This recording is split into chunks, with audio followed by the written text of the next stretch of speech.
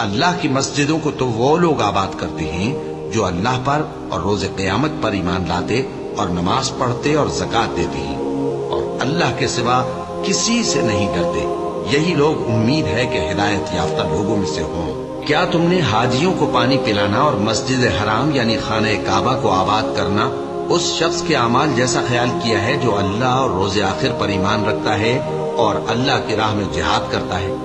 یہ لوگ اللہ کے نزدیک برابر نہیں ہیں اور اللہ ظالم لوگوں کو ہدایت نہیں دیا کرتا۔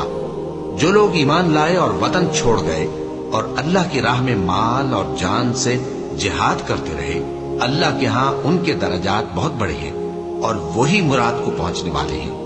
ان کا پروردگار ان کو اپنی رحمت کی اور خوشنودی کی اور بہشتوں کی خوشخبری دیتا ہے جن میں ان کے لیے ابدی نعمت ہے اور وہ ان میں ہمیشہ ہمیشہ رہیں گے۔